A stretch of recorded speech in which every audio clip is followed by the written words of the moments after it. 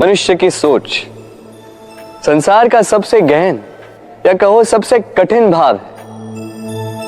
कब क्या होने के पश्चात ये मन क्या सोच बैठेगा, ये कहना असंभव है। और यही सोच कई बार हमारे मन में हीन की भावना ले आती है। हम सदा हमसे ऊपर की श्रेणी के व्यक्तियों को देखते हैं, उनके जीवन का विश्लेषण करते हैं और फिर स्वयं को हीन समझ लेते हैं। इसके पास इतना धन है, इसके पास कितना बल है, और मेरे पास कुछ भी नहीं। मैं कितना हीन व्यक्ति हूं, संसार के लिए मैं कुछ भी नहीं। होता है ना ऐसा, किंतु ऐसा नहीं है। आपके पास भी बहुत कुछ है, पलट के देखिए। किसी भूखे व्यक्ति को केवल एक रोटी मिल जाए तो भले ही दूसरों के लिए वो अन्न का दाना होगा, किंतु उसके लिए वो भोज से कम नहीं।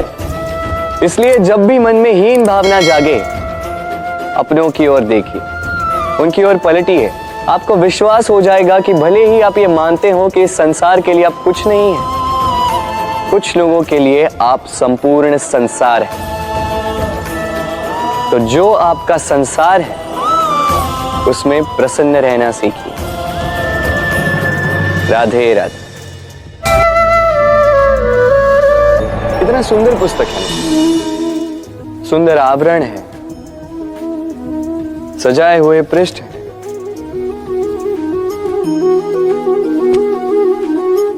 किंतु क्या ये सत्य में अद्भुत पुस्तक कहलाने की पात्र है? क्या इसमें जो लिखा है वो सत्य है, प्रेरणादायी है, हमारे लिए मूल्यवान है? कैसे निश्चय लिया जाए इस बात का?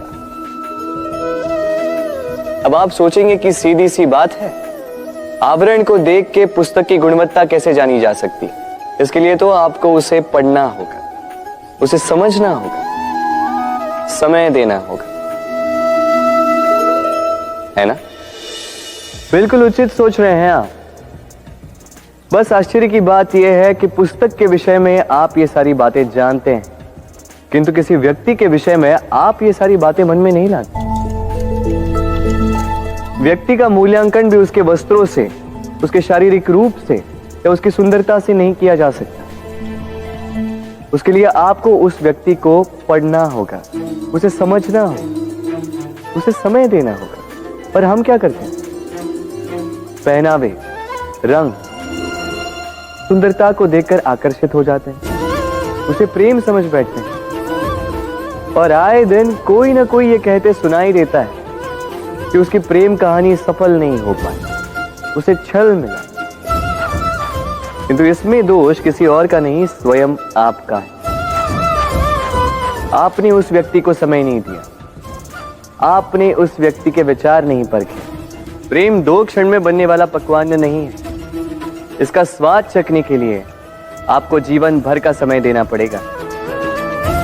तो समय दीजिए, एक दूसरे के रूप से नहीं, आत्मा से जुड़ी। निश्चित ही मन प्रसन्नता से कह उठेगा, राधे राधे। भूल और मनुष्य, इन दोनों का संबंध कुछ वैसा है जैसा पंख और चिड़िया का, जैसा धारा और नदिया का। यदि भूल मनुष्य के स्वभाव का इतना महत्वपूर्ण अंग है, तो आप सोचिए, इस पर लज्जा क्यों? इस पर लज्जा करना ठीक है ही नहीं। वैसे देखा जाए तो भूल हमें स्वयं को और श्रेष्ठ बनाने का अवसर देती है, पहले से अच्छा प्रदर्शन करने की प्रेरणा देती है। अब कदाचित आप में से कुछ इस बात से सहमत नहीं हो, क्योंकि बहुतों की दृष्टि में भूल दोष को जन्म देती है, दोष अपराध को, और अपराध के लिए क्षमा नहीं, दंड मिलना चाहिए। किंतु क्या आपने कभी सोचा है कि ऐसा क्यों होता है? क्या कारण है इसका? इसका कारण है भूल स्वीकार करने से बचना। यदि आप कोई भूल करोगे और उसे स्वीकारोगे नहीं, तो वो भूल दोष में बदल जाएगी और वो दोष अपराध। तो साहस रखिए, अपनी भूल को स्वीकार करना अपनी भूल को सुधारने की दिशा में सबसे पहला कदम होता है।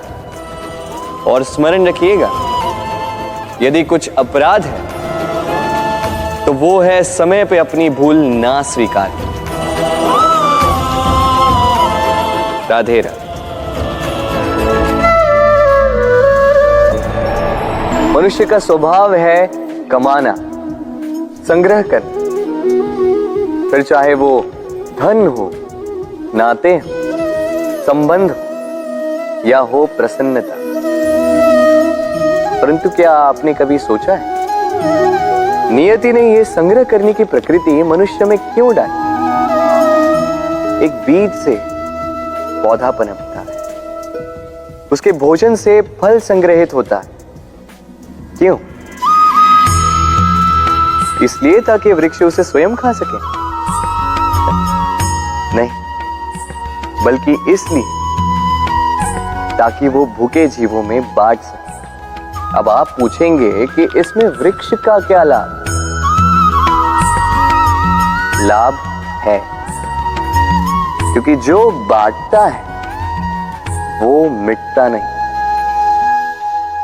जो फल ये जीव खाते हैं वो उसके बीजों को वातावरण में बिखेर देते हैं, जिससे जन्म लेते हैं नए वृक्ष। उसकी जाति, उसका गुण, उसकी मिठास अमर हो जाती है। इसलिए स्मरण रखिएगा, अमीर होने के लिए एक एक क्षण संग्रह करना पड़ता है, किंतु अमर बनने के लिए एक एक कण बांटना पड़ता है। राधे राधे। प्रेम, प्रेम विधाता की सबसे सुंदर कृति, परंतु हर कृति को संभालना पड़ता है। अब इसी मूर्ति को देख लीजिए। जब कलाकार ने इसे रचा तब ये बहुत सुंदर थी, परंतु इसके पश्चात इसे संभाला नहीं गया। इसके स्वामी ने इसके देखभाल का कर्तव्य ठीक से नहीं निभाया और अब यह मूर्ति असुंदर लगने लगी। इसी प्रकार केवल कह देने से प्रेम नहीं हो जाता। इसके लिए आपको अपने कर्तव्यों को पूर्ण करना होगा।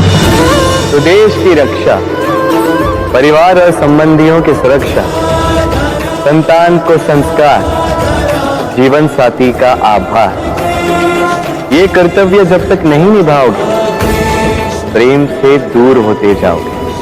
तो यदि प्रेम का अमृत पाना है तो कर्तव्य की अंजलि बनानी होगी और मन से कहना होगा,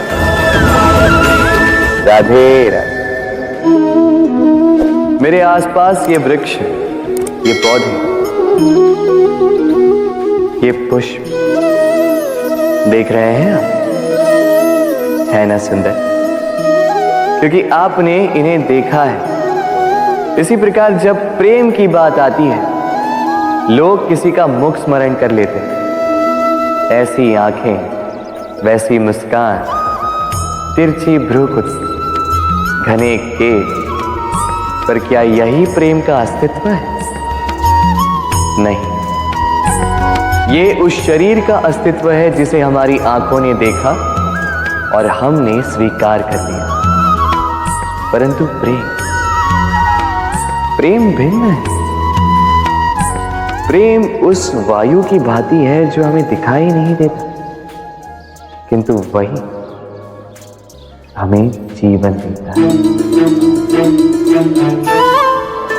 संसार किसी स्त्री को कुरूप कह सकता है क्योंकि वो उसे अपनी तन की आंखों से देखता है, परंतु संतान उसी माता को संसार में सबसे सुंदर समझती है, क्योंकि वो भाव से जुड़े। तन की आंखों से देखोगे तो वैसे भी पहचान नहीं पाओगे जैसे राधा मुझे पहचान नहीं पाई। इसलिए यदि प्रेम को समझना है तो मन की आंखें खोलो और प्रेम से कहो, राधे राधे।